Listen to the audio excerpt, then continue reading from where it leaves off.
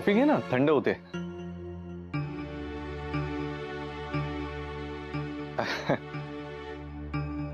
माया, आता मी तुला जे काही सांगणार आहे ते ऐकून तुला धक्का बसेल. मी शनायाच्या लग्नात काल मुद्दाम गेलो होतो. बघ, बसला ना धक्का? नाही, मी काही तिला शुभेच्छा द्यायला किंवा भेटाभेटी करायला गेलो नव्हतो. मी राडा करायलाच गेलो होतो आणि करूनच आलो. आणि अर्थात तिथे ही बाकी मंडळी होतीच सगळी. यशवंत सर होते, राधिका, अर्थात बाकी सगळे होतेच. आणि त्यांच्या मनात माझ्याबद्दल गैरसमजही निर्माण झाले असतील. म्हणजे आता बघ ना, यशवंत सरांच्या मनात असं नक्कीच आलं असेल की अरे हा माझ्यासमोर मायाला काहीतरी वेगळंच प्रॉमिस करतो आणि इथे येऊन काय करतोय. पण म्हणजे असा प्रश्न तुलाही पडला असेलच ना. पण मी हे सगळं खूप विचारपूर्वक केलं. नाही, हे सगळं करण्यामागे माझ्या डोक्यामध्ये काहीतरी मेजर थॉट होता. आता शनाया आणि मी एकमेकांशी कसे होतो तुला तर कल्पना आहेच आहे. त्यामुळे इथून जाताना शनायानं माझ्याबद्दल मनामध्ये फक्त आणि फक्त द्वेष घेऊन जावा एवढंच माझ्या डोक्यात होतं. म्हणून मी हा राडा करायला गेलो होतो. काय म्हणजे याला काही अर्थ नाही ना ग. आपल्या बायकोनं आपल्या समोर दुसऱ्या कोणाशी तरी लग्न करून जावं, याला काय अर्थ आहे का? म्हणून मी मुद्दाम हे असं ठरवून गेलो होतो की जाताना तिच्या मनात माझ्याबद्दल फक्त आणि फक्त द्वेषच असावा. आणि एवढं सगळं करून तिनं शेवटी कुणाशी लग्न केलं असेल विचार. नाही, विचार ना, कुणाशी लग्न केलं असेल? कोणाशी? तिचा तो पूर्वीचा एक बॉयफ्रेंड कुणाल. या आता काय बोलायचं. नाही, मला तर आठवतही नव्हतं हा कोण, कुठला कुणाल, अचानक कसा आला, अचानक काय लग्न केलं. हे शनायाच्या बाबतीत ना गाढवाला गुळाची चव काय म्हणतात ना, तसलंय. पण जाऊ दे, आपल्याला काय करायचंय. आपल्याला काही घेणं देणं नाही ना. उलट झालं ते बरंच झालं. जा म्हणा, एकदाच लग्न करून गेलीच ना म्हणजे परत काही आयुष्यामध्ये आपलं भेटणं नको आणि ती कटकटच नको. आपल्याला काही घेणं देणंच नाही. फक्त मला असं वाटलं की आता काय हे जे काही घडलं ते तुला यशवंत सर किंवा तुझा बेस्ट फ्रेंड सौमित्र येऊन सांगेलच. आणि ते काय त्यांच्या स्वभावानुसार एकाचं दोन करून सांगतील, मग त्यातनं अजून गैरसमज निर्माण होतील. त्यापेक्षा मी म्हटलं की मी स्वतःच तुला ते सांगावं म्हणून हे सगळं सांगतोय. पण मी तिथे जाऊन हा राडा करण्याचा एकमेव हेतू होता, तो म्हणजे जाता जाता शनायाच्या मनात माझ्याबद्दल इतर कुठल्याही भावभावना असू नयेत, फक्त आणि फक्त द्वेष असावा. That's it. ओके, बट तरी म्हणजे शनायाच्या मनात तर तुझ्याबद्दल ऑलरेडी द्वेष होताच ना. मग हे सगळं करायची काय गरज होती? हाच प्रश्न मी स्वतःलाही विचारला का. पण ते आपण म्हणतो ना की असल्या गोष्टींमध्ये ना ते जर तोडायचं असेल ना नातं तुम्हाला, तर कुठेतरी एक फुल स्टॉप देणं फार महत्वाचं असतं. आणि तो फुल स्टॉप मला द्यायचा होता की बास, आता यापुढे संपलं. आता माझ्या आयुष्यामध्ये म्हणजे आपल्या आयुष्यामध्ये शनाया नकोच आपल्याला.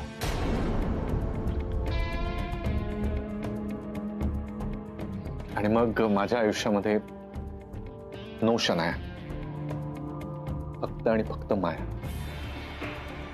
माया, आता कोणी नाही येणार आपल्यामध्ये. आता फक्त तू आणि मी, बस. त्याच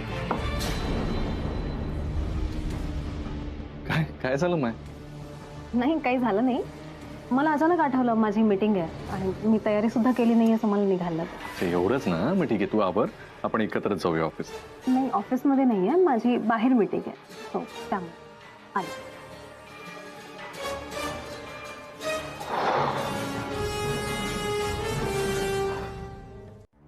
मला कळलंय सामी, राधिका गुरुच्या बाबतीत जे काही वागत होती तो बदला नव्हता. अरे तो तिचा लढा होता आणि किती प्रामाणिकपणे लढत होती ती. मुळात या सगळ्या गोष्टींकडे बघण्याचा आपला प्रॉब्लेम काय माहितीये, आपण दोघेही लहानाचे मोठे US मध्ये झालोय. त्यामुळे रिलेशनशिप्सकडे बघण्याचा आपला दृष्टिकोन आहे तो टिपिकल नाहीये ना.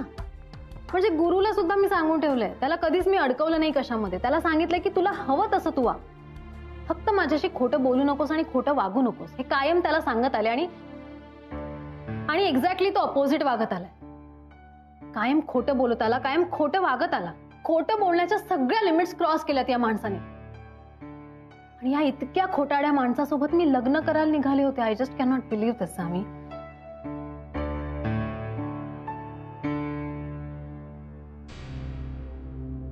तू बोल ना, तू बोलत का नाहीयेस इथे? मी तुझ्याशी बोलायला आले, शेअर करते काहीतरी. तू ना प्रत्येक वेळेला विसरतेस आणि प्रत्येक वेळेला मी तुला आठवण करून देतो. आता काय प्रॉमिस केलंय मी तुला, गुरुच्या बाबतीत काही बोलायचं नाही म्हणून.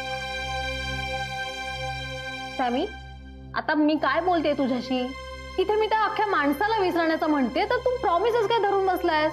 तू बोल माझ्याशी प्लीज. तू बोललास ना तर मला अजून हलकं वाटेल. हे बघ माया, तसं नाही. आपल्या रिलेशनशिपची मजाच ती आहे ना. आपण एकमेकांना स्पेस देतो, ह्यातच गंमत आहे ना. आणि आता तुला कळलंय की नाही गुरुनाथ खरा कसा माणूस आहे ते. आणि तू हुशार आहेस, त्यामुळे तू जो काही निर्णय घेशील तो मला मान्य असणार आहे. बरं ठीक आहे, मी नाही फोर्स करत तुला. मी रिस्पेक्ट करते तुझ्या या सगळ्या मतांचा, ठीक आहे. आणि माझा डिसिजन झालाय. मी ठरवलंय यावेळी की जो माणूस स्त्रियांचा सतत निरादर करत आलाय, सगळ्या स्त्रियांना काय मूर्ख समजत आलाय ना, त्याच्याशी मी लग्न करणार नाहीये. आणि हा माझा डिसिजन फायनल आहे. Good, very good. आणि मला राधिकाला सुद्धा भेटायचंय आता. कशाला काय, मला भेटायचंय तिला. तिच्याशी खूप बोलायचंय मला. तिला सांगायचंय कसं तू सगळं करेक्ट बोलत होतीस, करेक्ट सांगत होतीस योग्य वेळी. आणि त्याची माफी मागायची. मी आतापर्यंतचा राधिकाचा जो लढा होता ना, तोच आता यापुढे माझाही लढा असणार. त्यामुळे भेटायचंय रे मला तिला. आणि आम्ही दोघे मिळून गुरुनाथला कशी अद्दल घडवतो बघच तू आता.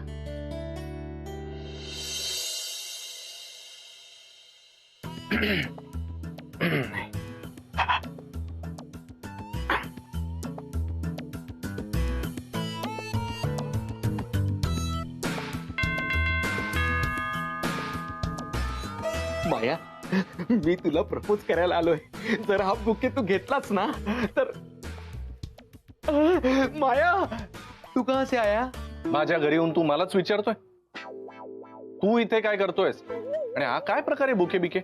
अरे भाई, तू म्हणाला होतास ना मायासाठी आता माझी लाईन क्लिअर आहे म्हणून मी बुके घेऊन आलो होतो तिला बुके द्यायला आणि प्रपोज करायला.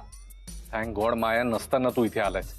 म्हणजे नाही, ती असताना इथे आला असतास आणि हे असं प्रपोज बिपोज बुके वगैरे नाटकं केली असती ना, तर तिने काय केलं असतं मी तर कल्पनाही नाही करू शकत. नाही, कळतंय मला सगळं. ए मायाचं नाही, हे तू तुझ्या मनातले विचार बोलून दाखवतोयस. अरे आता त्या शनया बरोबर काही होऊ शकलं नाही म्हणून पुन्हा परत फिरून आलायस माझ्याकडे. हा करेक्ट. नाही बरोबर हेच करतोय मी. नाही आयुष्यामध्ये ना मला काहीतरी स्टँडर्ड आहे केड्या, कळलं ना?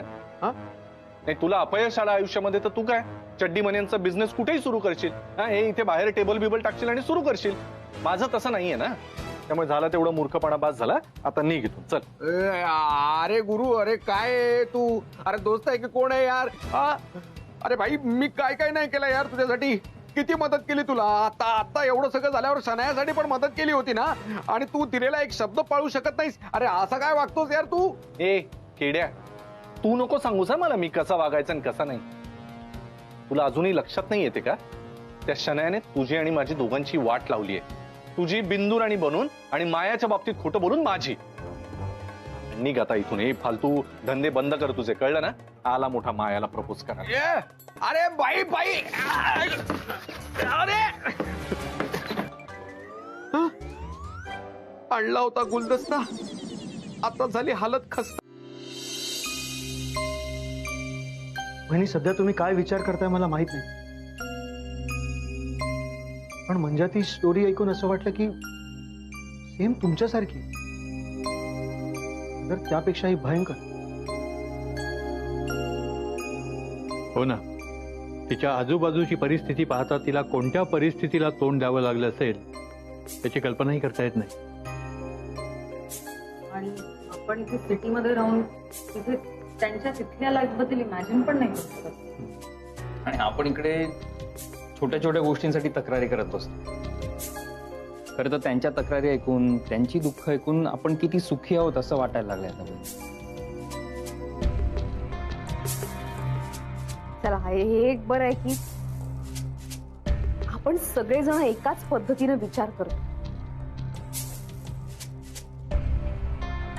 आपण आपल्या कामाच्या गडबडीत ना की हरवून जातो, वेगळ्याच जगात असतो. किंबहुना आपण या समाजाचं काही देणं लागतो हेही विसरून जातो. असंवेदनशील होऊन जातो पूर्णतः. मग आता आपण काय करायचंय बाई? तर राधिका मसालेचा एवढाच उद्देश नाहीये की पैसे मिळवणे, प्रॉफिट कमवणे. आपला एक उद्देश हा देखील आहे की अशा ज्या गरजू स्त्रिया आहेत, ज्यांना आपल्या मदतीची गरज आहे, त्यांना मदत करणे. मंजासारख्या कितीतरी बायका आहेत ज्यांना आपल्या मदतीची गरज आहे. मी ठरवलंय, मी जाणार, मी त्या गावात नक्की जाणार आणि या सगळ्या बायकांच्या पाठीशी उभी राहणार.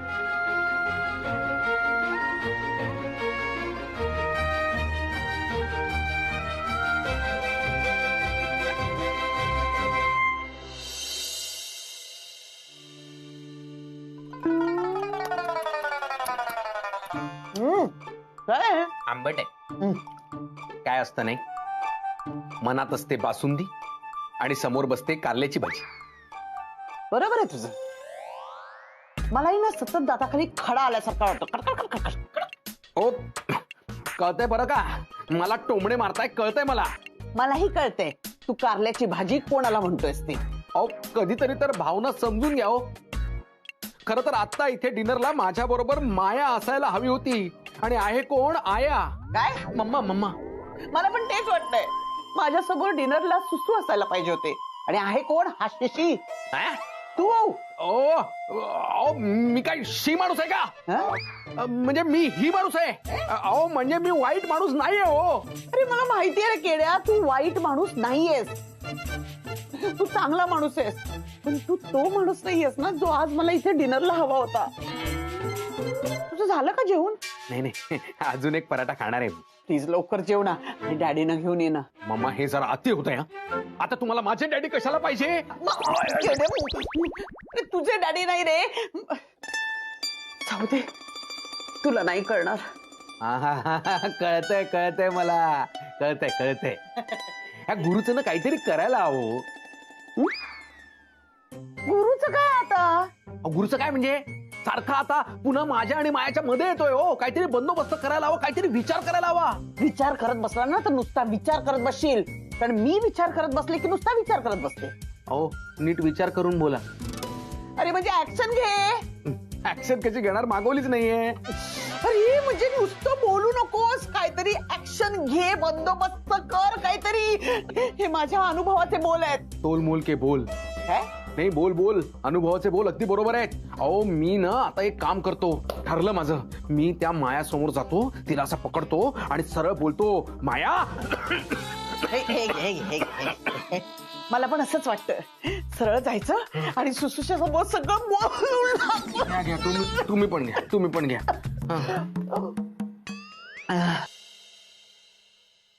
वेलकम. काय हे सगळं? हा हे लाईट काय? थांब. आता बघ. काय? हा? अरे काय म्हणजे काय, साधारण असं डेकोरेशन जेव्हा असतं ना तेव्हा त्याला रोमॅन्टिक कॅन्डल लाईट डिनर असं म्हणतात. पण हे सगळं कशासाठी? कशासाठी म्हणजे काय राधा? असं काय करते? गेल्या काही दिवसात सगळं आपल्या मनासारखं घडतंय की नाही? म्हणजे बघ आता शनायाचं लग्न ठरलं, मायाला गुरुनाथचा खरा चेहरा कळला, मग त्याची एक सक्सेस पार्टी तर झाली पाहिजे की नाही? अच्छा, सगळं आपल्या मनासारखं घडलं की सक्सेस का? ठीक आहे. काय झालं? तू ठीक? अच्छा सॉरी, तू वेगळ्या झोन मध्ये आहेस का? नाही मी पण कम्प्लीट वेगळ्या झोन मध्ये. तू काहीतरी मूड खराब आहे तुझा. मी उगाच आले रोमॅन्टिक असं कसं होईल? नाही ठीक आहे, तू आरामात फ्रेश हो.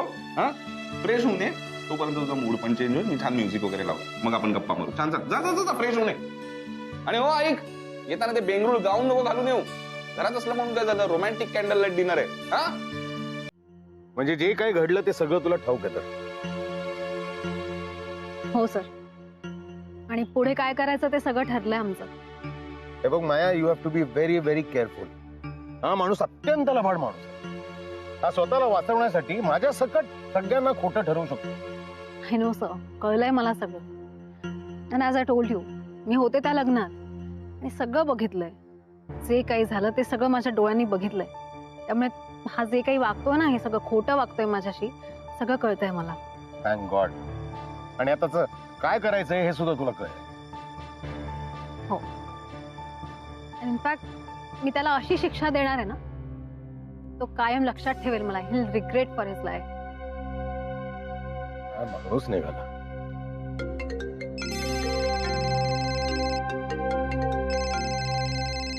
हॅलो. हॅलो. माया, जरा माझं ऐकून घेशील का? हो हो हो, ऐकते मी. बोल. नाही नाही, म्हणजे तुला माझ्याविषयी काय वाटतं ते सांगायला मी फोन केलेलाच नाहीये. मी कशासाठी फोन केला माहितीये का? म्हणजे ना, तू त्या गुरुवर विश्वास ठेवू नको. हा, हे बघ, तू सावध राहा. तो गुरु ना फसवतोय, गोड गोड बोलून फसवतोय तुला. बरं, माहितीये मला हे. अगं माहितीये तरी फोन केलाय मी. पण मला माहिती नाहीये ना. हा बोला, काय काम होतं का? फोन केलात? आपल्या माणसाला काम असलं तरच फोन करायचा असतो, असं कुठे लिहून ठेवलंय का? सॉरी, मला कळलं नाही. काय म्हणाल? कुठे आहात? हे बघा, मी आता एका ठिकाणी एका कामामध्ये. हो का? जेवण झालं का? सॉरी, जेवण झालं का तुमचं? नाही, जेवणाच्या बाबतीत तुम्ही अजिबात तुमची काळजी घेत नाही ना, म्हणून काळजी वाटली म्हणून फोन केला. हे बघा, तुम्हाला माझी काळजी वाटली त्याच्याबद्दल खूप थँक्स. पण मी तुम्हाला म्हटलं ना, मी जरा एक महत्वाच्या कामात आहे, त्यामुळे जरा. काय काय काय काय काय काय काय काय काय काय काय काय अगं काय काय विचारतेस? एवढं सगळं होऊन सुद्धा तू त्याच्याशी लग्न करणार आहेस का? काहीतरीच काय तुझं? मी असं कधी म्हणाले? नाही नाही, तू म्हणाले नाही, पण तुझ्या वागण्यावरनं तसंच वाटतंय ना. म्हणजे हे बघ, तू त्याच्या बोलण्यात येऊ नकोस हा माया. तू सावध राहा. तू त्याच्याशी अजिबात लग्न वगैरे करायचं नाही. त्यापेक्षा मी सांगतो, सरळ जा आणि एक कानाखाली मार त्याच्या. हॅलो, हे तुमच्या आसपास कोणी आहे का? आणि तो चिडला काय एवढा? आहे एक जण माझ्यासारखाच, प्रेमात झुरणारा, प्रेमात सगळं काही सहन करणारा. सॉरी, हे काय तुम्ही बडबडताय मला काही कळत नाही. नवीन कविता वगैरे केलेत का? नाही, रियालिटी सांगते. पण जाऊ दे, त्याबद्दल आपण नंतर बोलू. तुम्ही आता कामात आहात ना, वेळेत जेवून घ्या आणि स्वतःची काळजी घ्या. हो, घेतो काळजी. तुम्ही पण स्वतःची काळजी घ्या.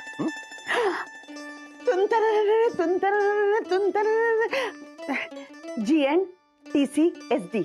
Sorry, good night, take care, sweet dreams.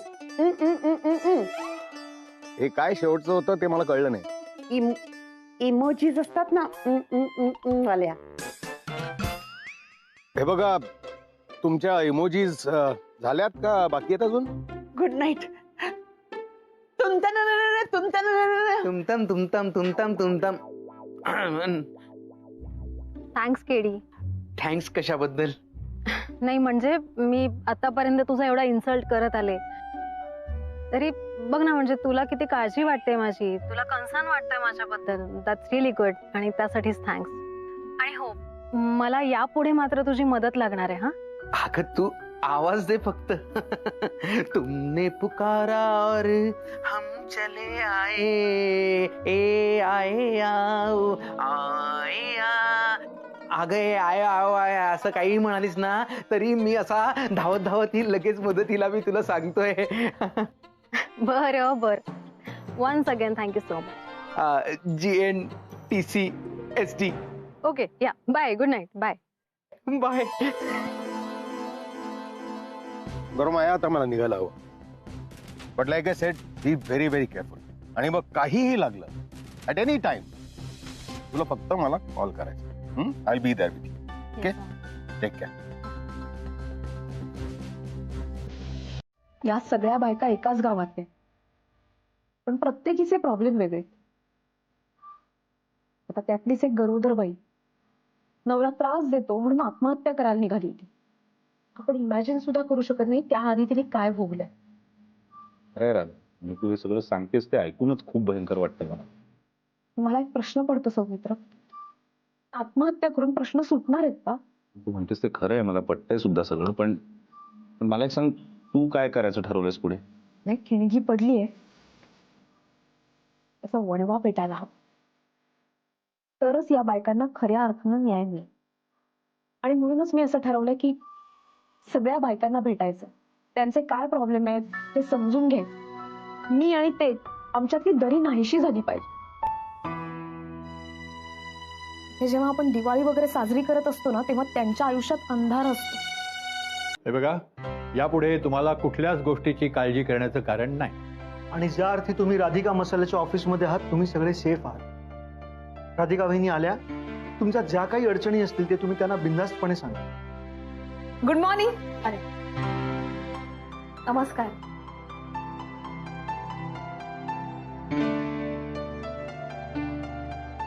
Sorry, मला इथे यायला उशीर झाला. काय, मला खरं तर आधीच यायचं होतं, तुमच्याशी गप्पा मारायच्या आहेत, मला तुमच्याबद्दल जाणून घ्यायचंय, पण एका कामामध्ये अडकले होते म्हणून यायला उशीर झाला. Very sorry. मी सगळ्यांची ओळख करून देते. ही कांचन.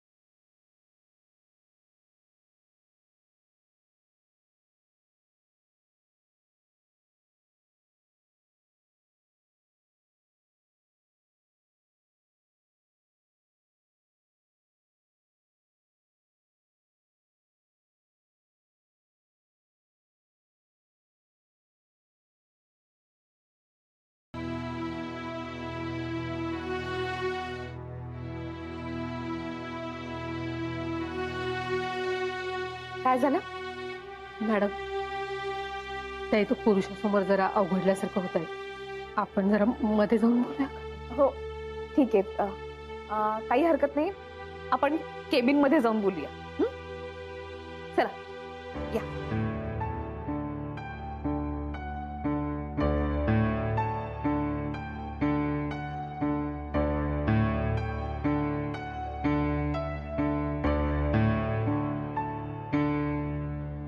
आम्हाला माहित आहे ताई, आता आमच्या पोरांना बापाची माया कधीच मिळणार नाही. निदान त्या पोरांनी तरी बापासारखं वागू नये म्हणून आमची धडपड चालू आहे. आमच्यासाठी नाही, पण आमच्या पोरांसाठी आम्हाला लढायच पाहिजे. बरोबर बोलताय तुम्ही. या सगळ्या संकटाचा सामना करत असताना आपल्याला आपल्या पुढच्या पिढीचा सुद्धा विचार करायला पाहिजे. त्यांच्या शिक्षणाबरोबरच त्यांना माणूस म्हणून कसं घडवता येईल याचा विचार केलाच पाहिजे आपण. आता पोतर आम्हाला कुणीच वाली नव्हता. जसं लढता येईल तसं लढत होतो. पण आता तसं होणार नाही ताई. तुम्ही आमच्या बरोबर आहे. तेव्हा तुम्ही जे सांगणार तेच आम्ही करणार. बरोबर आहे. नाही, आपण या संकटाचा सामना करणारच आहोत. पण कोणत्याही संकटाचा सामना करत असताना कोणत्याही स्त्रीवरती जेव्हा अन्याय होतो तेव्हा तेव्हा त्या एकट्या स्त्रीवरती अन्याय होत नसतो. म्हणूनच हा लढा आपल्याला सगळ्यांना मिळून द्यायचा आहे. यापुढे तुम्ही मी असा भेदभाव नसणार. जे करायचं ते सगळ्यांनी मिळून करायचं, जे घडवायचं ते सगळ्यांनी मिळून घडवायचं. हो ताई, हो.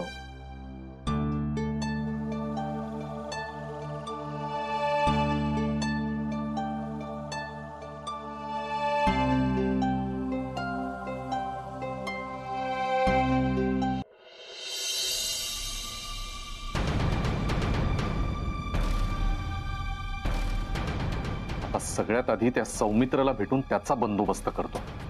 शनायाच्या लग्नात जे काही घडलंय त्याबद्दल मायाला काहीही कळता कामा नये अशी वॉर्निंगच देतो. म्हणजे मग माझं लग्न होईपर्यंत सौमित्रकडून मला काहीही धोका राहणार नाही. हा, आता एकदा का सौमित्राला शांत केलं की मग मायाची गाडी म्हणजे ही माझ्या आधी सौमित्राला भेटायला आली. ही जर सौमित्राला भेटली तर माझी वाट लागेल. मला आता तुझ्या आणि माझ्यामध्ये कुठलंही विघ्न येऊ नये असं वाटतं.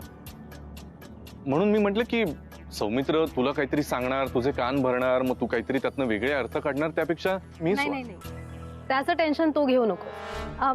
सौमित्र आणि माझं ऑलरेडी ठरलंय. म्हणजे आम्ही एकमेकांना प्रॉमिस दिलंय रे की आम्ही आमच्या मैत्रीमध्ये तुझा आणि राधिकाचा विषय आणणारच नाहीये. आणि सौमित्र तुला माहितच आहे, स्वतः दिलेलं प्रॉमिस पाळणारा माणूस आहे. अच्छा, म्हणजे मी प्रॉमिसेस पाळत नाही वाटतं. अरे नाही रे, असं कुठे म्हटलं मी, तुलाच असं वाटतंय उगाच. एनिवे मला निघायला हवं, माझी मीटिंग आहे. अरे व्हेरी गुड, चल मी पण येतो ऑफिसला, आपण एकत्र जाऊया. अरे नाही, म्हणजे माझी ऑफिसमध्ये मीटिंग नाहीये, माझी बाहेर मीटिंग आहे. ओके, सो भेटूया आपण नंतर. दादा गाडी काढा.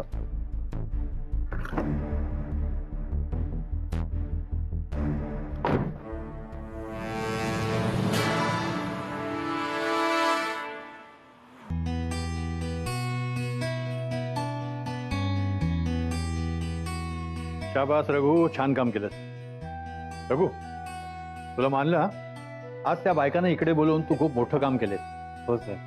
हो, तू त्यांच्या पाठीशी खंबीरपणे उभा होतास म्हणून त्या इथपर्यंत येऊन पोहोचले रघु. रघु, तुझं कौतुक करावं इतकं कमी आहे. हो सर, मी राधिका मसाल्यामध्ये कामाला आहे. माझा पगार हजारात असला तरी राधिका मॅडमचे विचार माझ्यासाठी लाख मोलाचे. त्याच्यामुळे असं चांगलं काहीतरी करायची बुद्धी येते, बाकी काही नाही सर. अरे बापरे रघु, तुझं कौतुक केलं, तू तर लेक्चरच सुरू केलंस. नाही आनंद, पण बरोबर बोलतोय तो. अरे बाकीच्या कंपन्या भांडवलावर चालतात, पण आपली कंपनी राधिका वहिनींच्या विचारांवर आणि तत्वांवर चालते. राधिका वहिनीचे विचार म्हणजे कंपनीची श्रीमंती बॅलन्स शीटवर नाही मोजायची. कंपनीची श्रीमंती मोजायची असेल तर आपण समाजासाठी काय करू शकतो तशी मोजायची. करायचं. आणि आता राधिका वहिनी म्हणाले तसं त्या बायकांच्या पाठीशी उभ्या राहतीलच.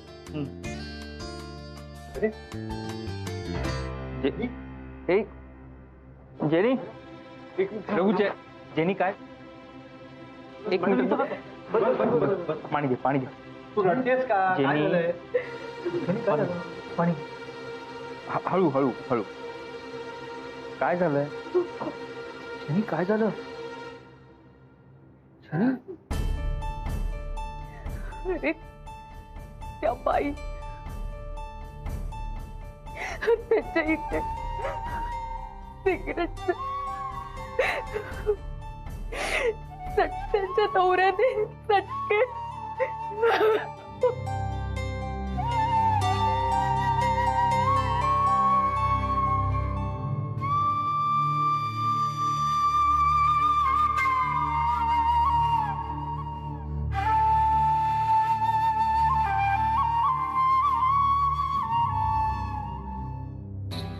काय हे सगळं? मी ज्या गोष्टींचा विचारही करू शकत नाही अशा गोष्टी तुम्ही अनुभवताय. म्हणजे तुमचे खरंच आभार मानले पाहिजे. या बायकांना दुःखातून बाहेर काढण्यासाठी, या त्रासातून बाहेर काढण्यासाठी तुम्ही खरंच त्यांना आधार देता. पावताई, मला जे शक्य होतं ते मी केलंय. पण आता आपल्या पहिल्या भेटीत तुम्ही जे सांगितलं ते मलाही पटतंय. या नवऱ्यांना धडा शिकवायचा असेल तर आपल्या स्वतःच्या पायावर उभं राहून दाखवायला पाहिजे. आपण जेव्हा आपल्या स्वतःच्या पायावर उभं राहू तेव्हा ते अशा लोकांना त्यांची लायकी कळेल. बघा, आता फक्त तुम्ही पुढे काय करायचं तेवढं सांगा. सांग.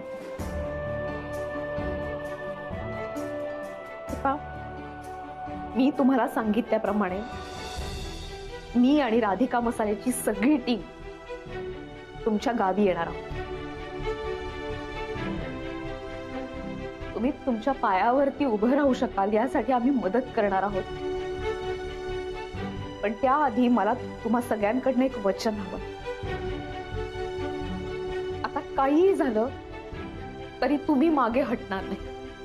अजिबात मागं हटणार नाही. यापुढे कधीही तुम्ही घाबरायचं नाही. नाही ताई, आता मी अजिबात घाबरणार नाही. नाही ना घाबरणार? नाही ताई, अजिबात आता मी घाबरणार नाही.